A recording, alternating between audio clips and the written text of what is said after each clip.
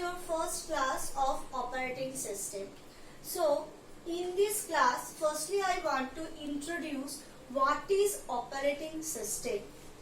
So, before going to say anything, firstly I want to say what is a operating system.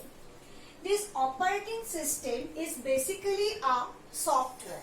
Now, what is a software? Software. You can say or you can visualize software as a set of program that is already executed. Set of executed program. Now, that is basically software, that is set of executed program. Now, this software can be of two types.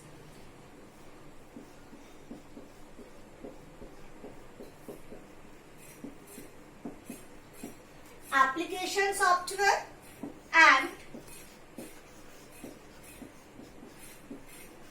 system software. Now, application software is basically a software which is built for a specific purpose. Just like, for example, Word, media player, etc., by which we can do some specific job. But operating system is not a application software. It is basically a system software.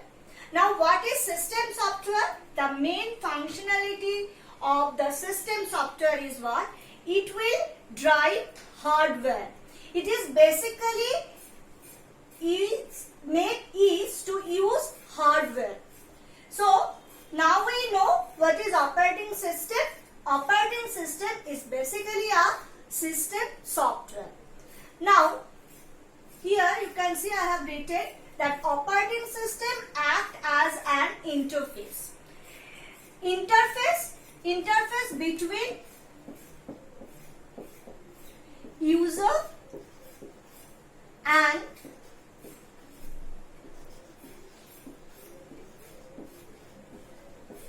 hardware. So, firstly I want to say what this interface means.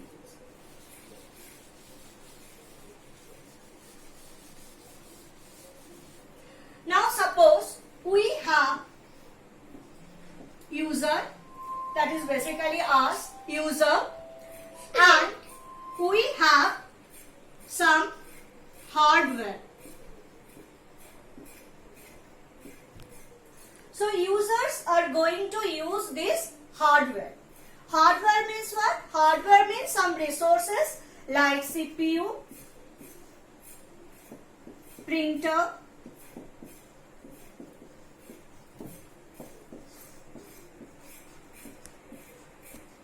memory, etc. Now, if the scenario is like this, we have only user and hardware, and user are directly want to use this hardware. Now, if it is possible, maybe it is possible. Just take a real life example.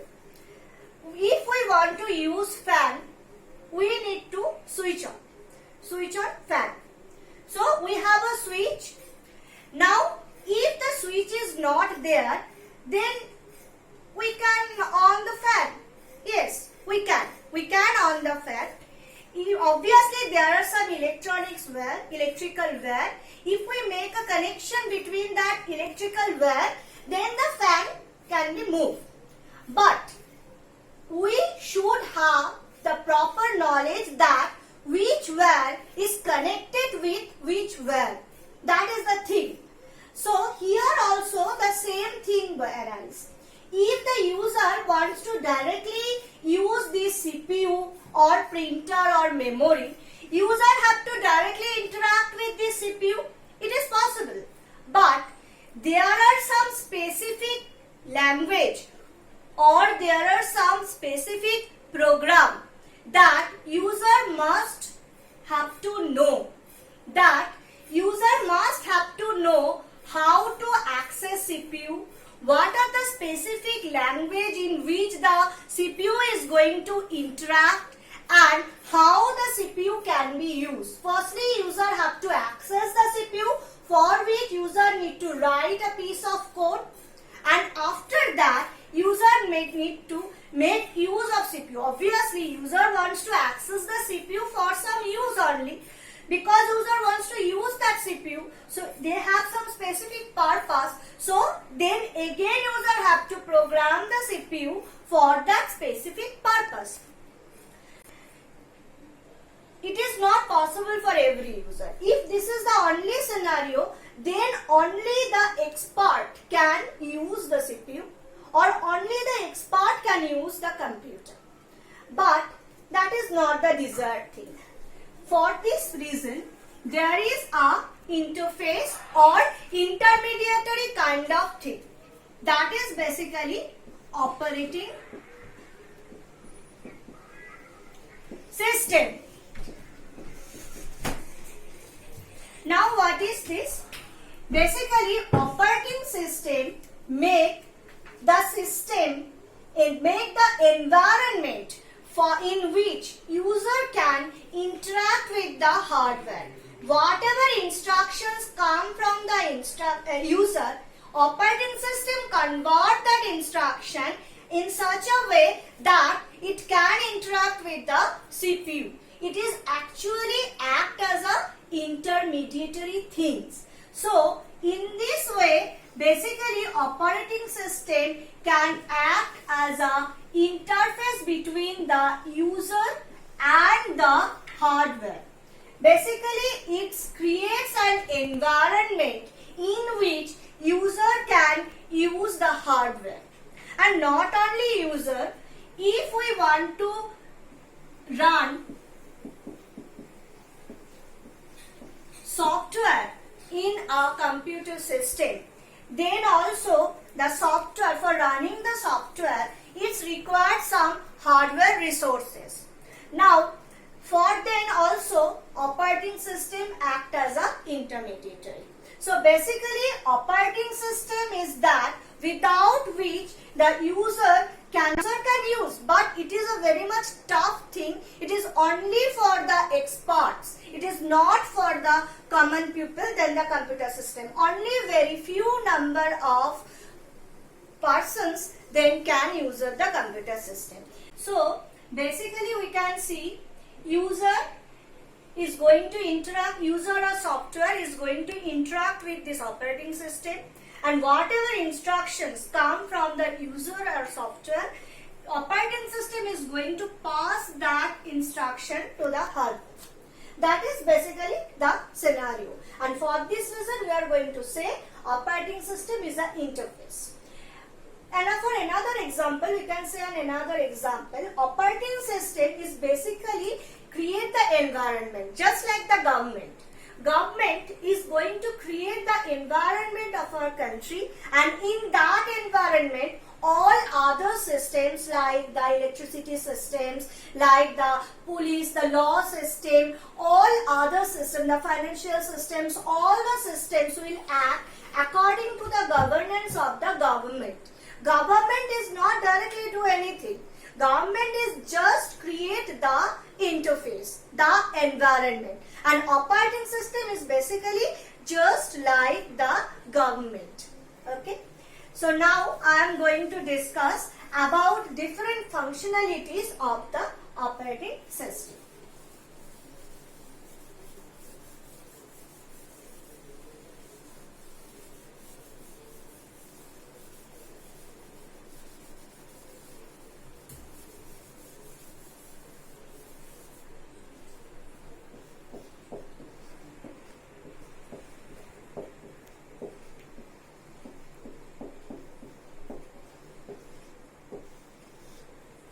So operating system have many functionalities.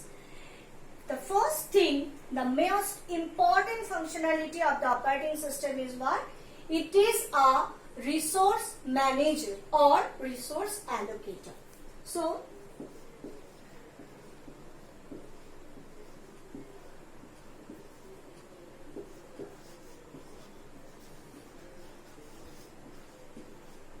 operating system is going to manage all the resources that we are going to use in the computer system. So who are these we? The user, the software. They are only we. So whenever I am going to say we is going to refer to the user of the computer system, or this user can be a human being, or this user can be a software. They are only going to use the system. Now, operating system is act as a resource manager. So what are the resources? So firstly, we are going to talk about the CPU. So whenever a process is going to execute, they require a CPU or processor. That is the most important resource of a computer system. For an example, suppose I am going to write a simple C program. Okay. Suppose I am going to write a simple C program. I want to print a hello message. So I have written a simple C program, that hello.c. So whenever this program is written, it is going to save. So now it is in a .c file. Now whenever it is going to execute it is going to become a process. But for this execution is required one a CPU or processor. Now not only this program, you can, if you go to the task manager, you can see at a time multiple program is executing, multiple things is going on in your system. So whenever that multiple program is going on, the main thing is what? For a uniprocessor system, that is a system which is having only one processor, this one processor can be allocated to only one process. So now in this context, the main job of the operating system is what? That the processor is allocating to which process. So we are going to allocate the processor to the process. Maybe in my system we have P1, P2, P3, multiple processes are executing at a time. But multiple processes cannot access a single processor at a time. And the main thing is what? For execution, processor is the must need thing. So whenever a process is going to execute, the processor is required. At a time, many processes can execute, but we have only a single processor. If we think for a uniprocessor system, we have a single processor. If we think for a multiprocessor system, we can have multiprocessor. But the thing is what? Suppose we have m number of processors and we have n number of processors. In that case also again the question comes, which processor is going to allocate it to which process and how many times that processor is going to allocate it. That is the two things.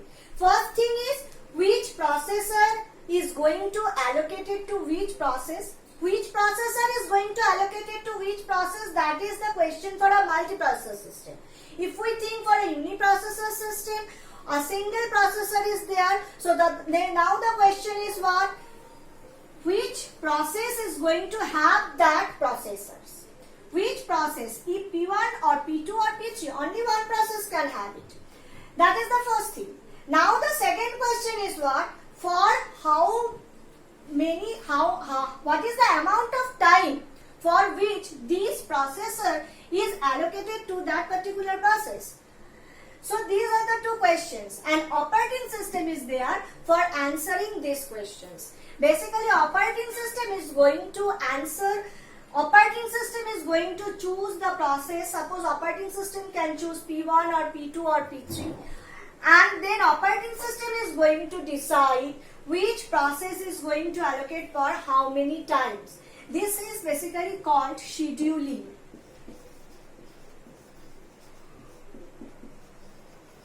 We are going to discuss this scheduling later in the next chapters. but this thing is basically called scheduling. So this is how operating system act as a processor manager, or operating system manage the processor. Now we are going to come to the next resource.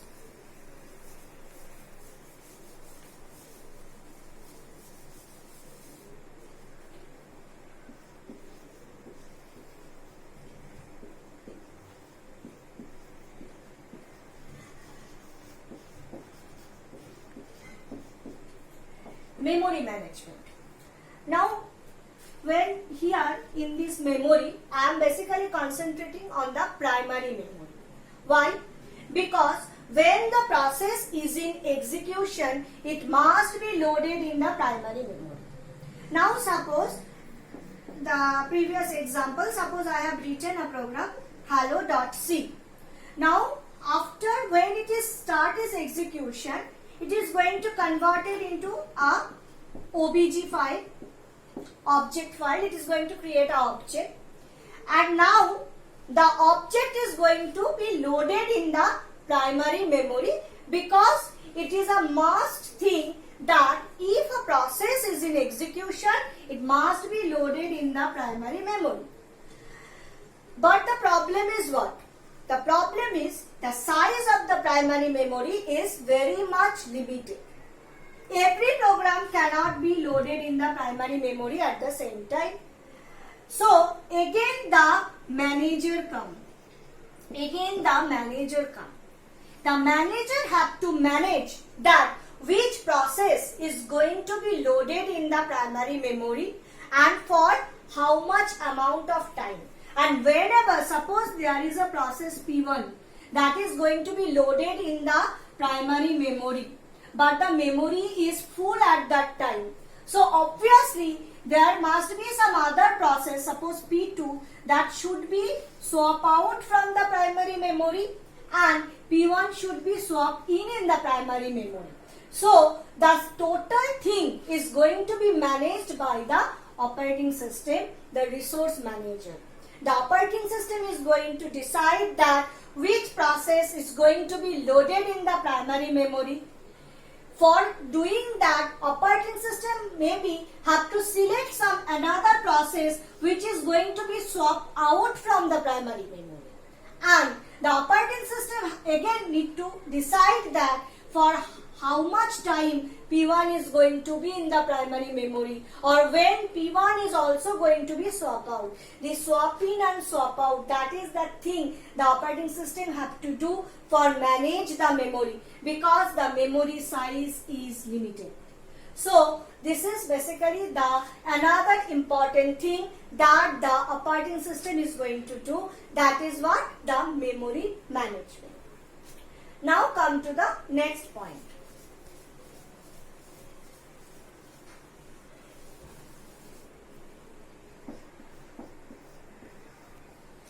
That is input-output management. Now you know we have some input-output devices. So for example, printer is a output device. Now again the same thing can be happen. Maybe there is a printer in your system. This printer is allocated connected to a computer system, and maybe there are many other computer system is connected with the printer, and maybe some again multiple processes are there. They are wish to print in something. Again we need to schedule that printer, because at a time only P1 can print, or P2 can print, or P3 can print. Again operating system come in the picture, and it make a schedule when P1 is going to access this printer, maybe after that P2, and maybe after that P3. So again these three cannot at the same time, they cannot access the printer. There must be a queue, first P1, then P2, then P3, like this. And this queue is made by the operating system. So this is basically another important task that is performed by the operating system. Basically they are the manager. They are going to manage every resource associated with the computer system, and whatever resources is required for the execution, operating system is going to manage that, because they are the manager of the total system. Now another thing is there, another important thing that the operating system is going to manage, that is storage. Now one question can come in mind, that we have already talked about memory. So memory is and storage obviously, but whenever we are going to talk about the storage management, basically I am trying to talk about the disk or disk management. Okay. So basically I am going to interested in talking about the disk, that is basically the secondary storage, because I have already talked about the primary storage. So disk management. Now disk management, I have already talked about, we have a memory, primary memory. We have some process that is going to be swapped in the primary memory. Maybe at that time in primary memory we have a process P2, that P2 is going to be swapped out.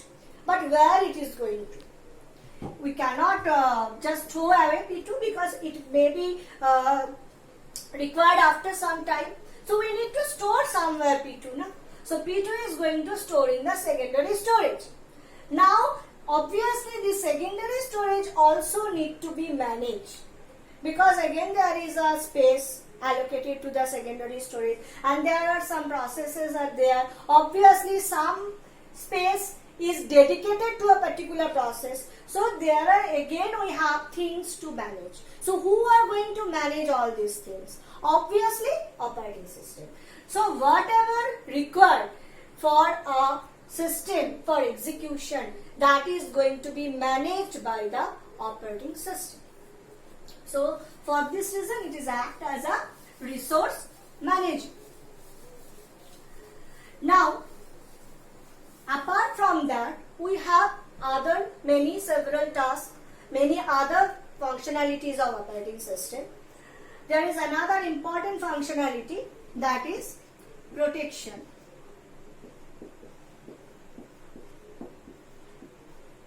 Or you can say security.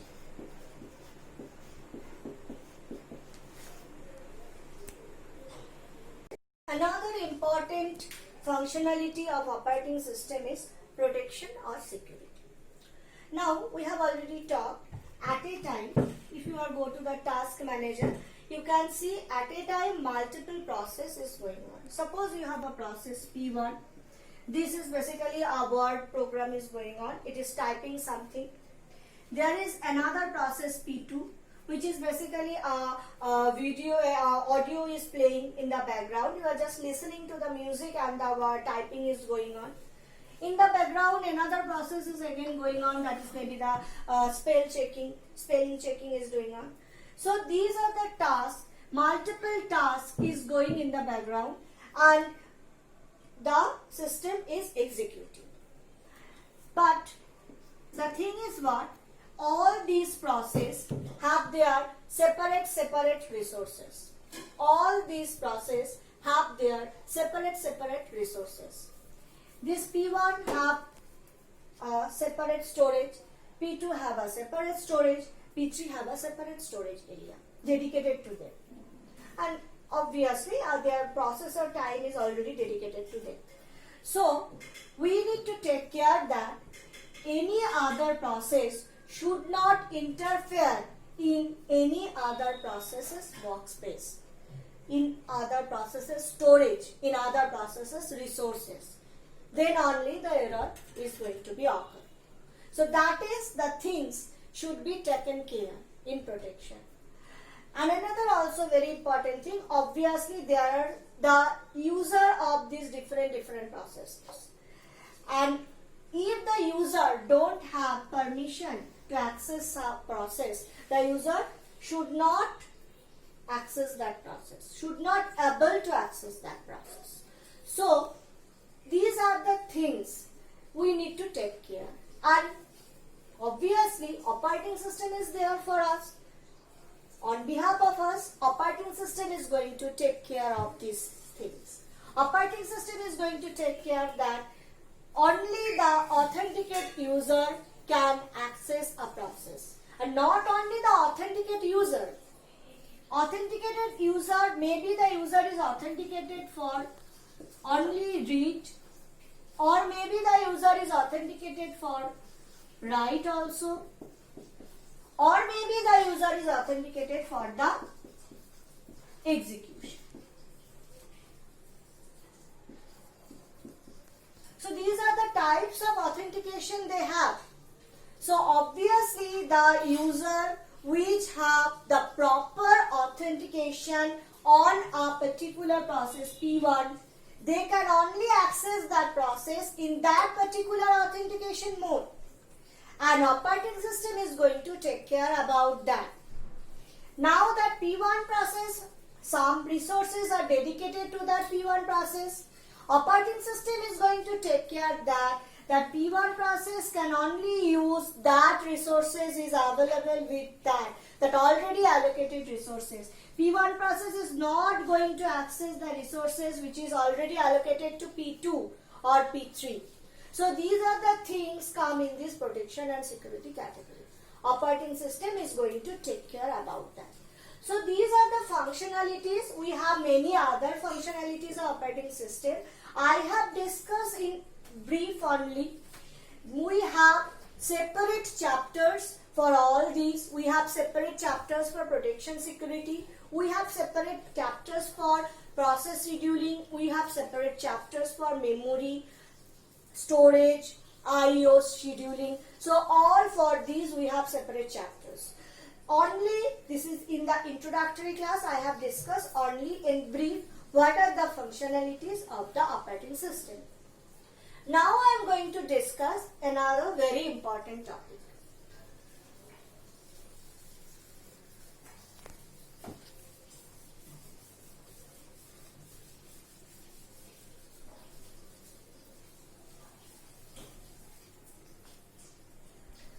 That is the objective. I have already told that operating system is a software. So software is always made for user who are going to use that software. Software is always made according to the specification of the user for satisfying their need.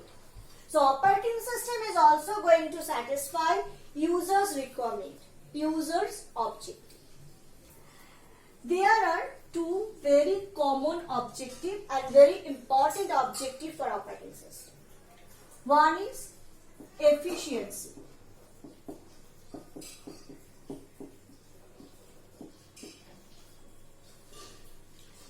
Another one is the user friendliness.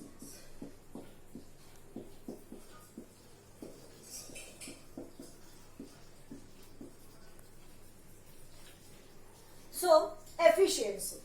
Obviously, user required an efficient operating system. Efficient means what? Which system is able to solve complex problem very quickly. That is our efficient system. So user required operating system as an efficient system. So whenever user required an efficient system, behind that efficient system, obviously there is a very complex kind of thing. If the system development is very complex, then only the system can return with a quick output, with a quick result. So for efficiency, the system must be a complex one. But the second objective is what? The user friendliness. User friendliness means what? The system must be very convenient to use. It should be like that. It is very easy to use. Any novice user can use it. So obviously it should be very much simple. So we can say that these two objectives, these two goals are contradictory with each other. If the system is very much efficient, the system must be complex. If the system is user friendly, it must be a simple system. So basically these are the two main objectives, and these two main objectives are going to contradict with each other. So we need to make a balance between them. Firstly, we need to decide which is more important for me. If I am a general user, then the user friendliness is the most important thing for me. If I am using a personal computer, then obviously the user friendliness is the most important thing for me. I just look for the convenience. So this is the most important thing for me. But if I am using a mainframe, I am going to solve a very large complex problem. I am working with the supercomputer.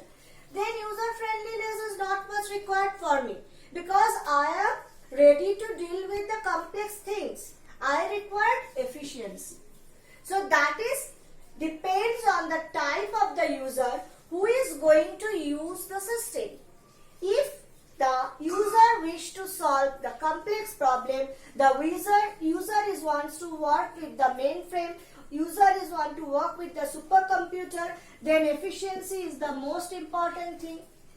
If the user wants to use a very simple thing, only the personal computer is the goal, then user friendliness is the main objective. So basically we need to make a balance between them. Which one is most important? For that particular set of user, we are going to give that particular objective. We are going to trace on that particular objective. Okay. So for an example, if we go for the user friendliness, Windows operating system is for them. If we go for the efficiency, obviously we should go for Linux, etc., etc. So these are the two main objectives. So these are the things that I want to discuss in the introductory class of operating system. So this is the end of today's class. Thank you, students.